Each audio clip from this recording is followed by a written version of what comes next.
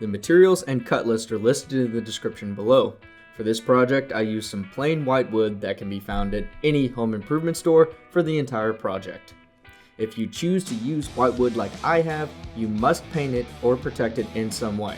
This wood will not last long if left in the elements unprotected.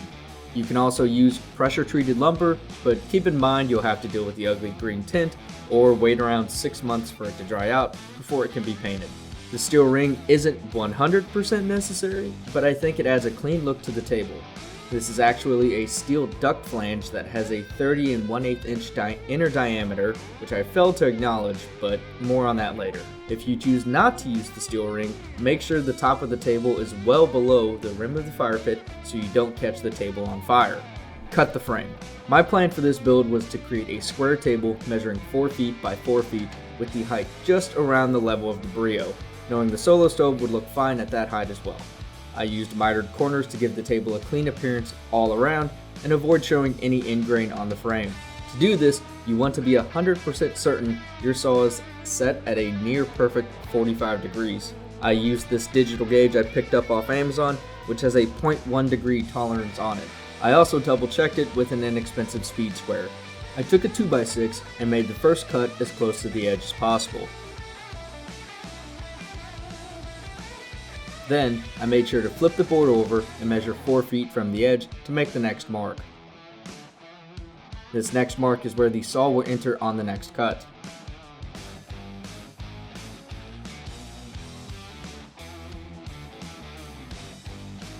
It's important to flip the board over with each cut so we end up with this shape rather than this shape, since all the pieces need to fit together.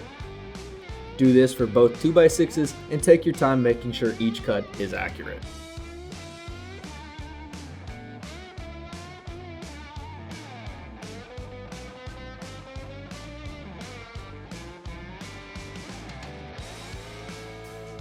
After you have all 4 pieces cut, set them on the floor and get a rough idea for the squareness.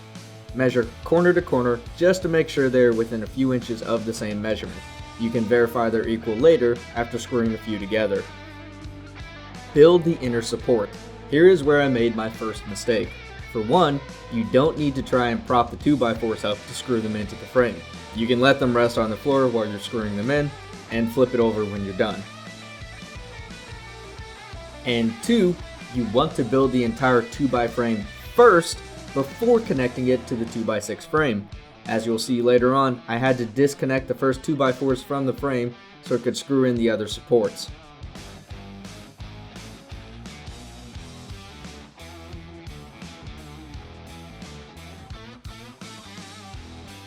The idea is these 2x4s will sit just under the upper part of the steel ring, so the ring rests on them on 4 sides.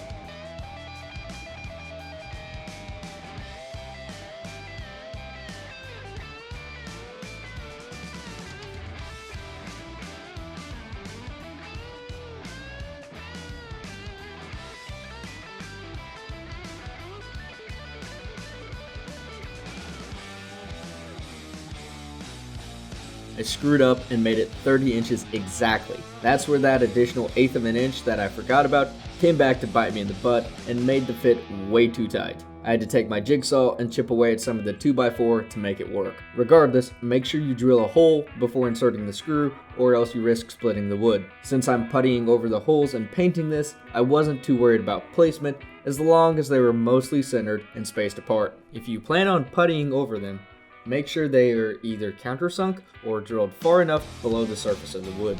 Connect the inner support to the frame.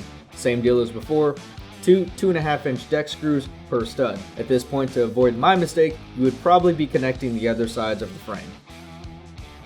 Cut and add the legs. Here's another mistake I made. The Breeo sits a little shallow from where I wanted it to, and that's because I forgot to take into account the height of the 1x4 top. So with whatever height you choose, I would subtract about 1.5 to 2 inches to account for the 1x4s and the ring, plus the insulation tape. The Breeo sits 15 inches high, so that's exactly what I cut the length of the 4x4s to. I attached the legs using 2.5 inch screws, again setting below flush with the surface so I can add wood putty later. I used 4 screws in a square shape to connect them to the 2x6 frame. I didn't add screws on all sides since this is a pretty lightweight top and won't be under a whole lot of stress.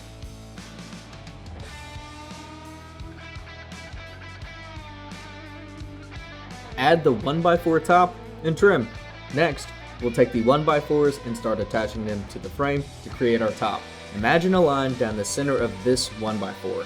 You'll want to place the corners of two opposing ends of the frame directly under this imaginary line. Screw this 1x4 in place and use a speed square to check if it's at a 45-degree angle. Next, take a scrap piece of wood and cut some spacers that are approximately 1/4 inch to 1/3 of an inch.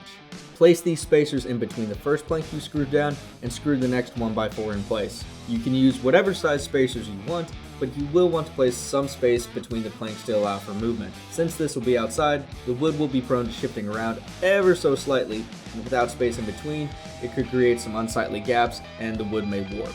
Repeat this for 3 or 4 planks until you have enough hanging off that you can use the cutoffs to fill the remaining smaller gaps.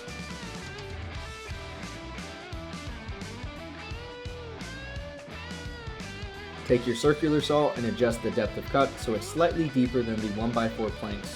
Here, I'm using a scrap piece of MDF and some clamps to create a guideline for the edge of the circular saw to follow. You can use either another 1x4 or 2x4 for this, but just make sure it's straight as these are prone to warping.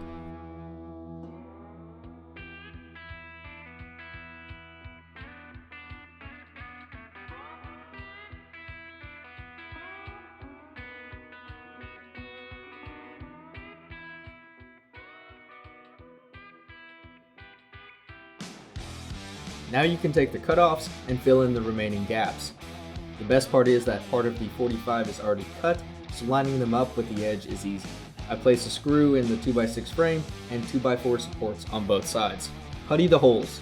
After all the screws are in place and are below level or countersunk, use some wood filler and cover all the screw holes. Allow these to dry for around 6 hours or overnight. After the putty is dried, sand it flush with the surface with some 60 to 100 grit sandpaper. I decided to use my belt sander to sand the entire top and frame to 100 or 120 grit during this step. Clean and paint the ring. While the putty is drying, you can start on the steel ring. However, before you start painting the ring, I would recommend centering it on the finished top, between the support joints and tracing the inner flange. This will allow you to start on the next step without needing to wait for it to dry. When I got the ring, it needed to be cleaned before painting. I took some mineral spirits and paper towels and wiped it down 2 or 3 times. After the mineral spirits had dried, I took my high temp spray paint and did light back and forth strokes for the first coat. Note that I had the top of the ring face down first, so when flipping it over, it would only sit on a small edge to paint the top side and allow it to dry. I did this a second and maybe a third coat the next day following the same process. After the ring is dried, place the automotive tape around the corner of the ring where it'll sit in between the wood and metal. I'm not sure if this is necessary, but I wanted to add some protection to the ends of the wood.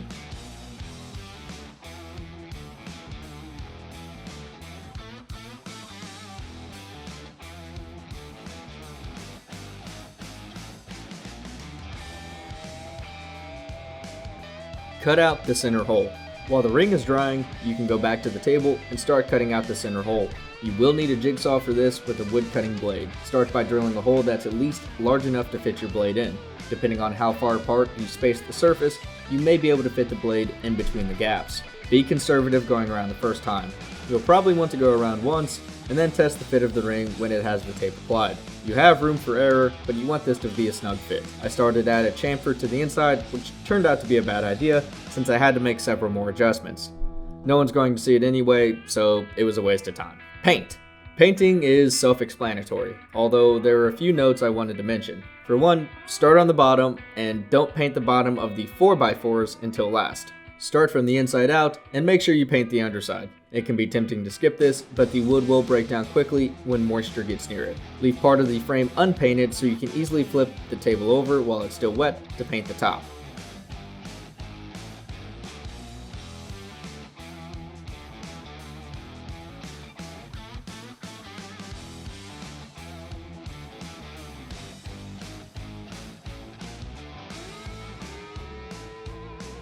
When painting the top, I used these cheap foam brushes I got at Harbor Freight to get in between the cracks. If I remember correctly, a giant pack of them was around $5.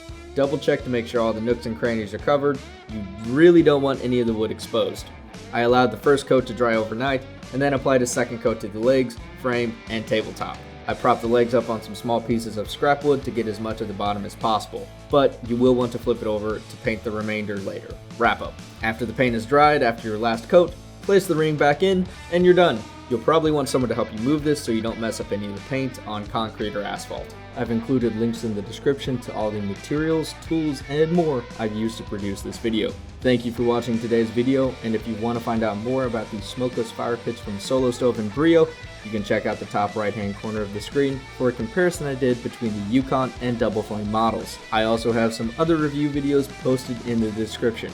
Other full reviews can be found on yardiac.com, including a 40+ item list of accessories you'll probably want for your next bonfire. Don't forget, the best investment you can make is in the things that align with the person you want to become. Until next time, don't forget to like and subscribe if you found this video helpful, and thanks for watching. See you later.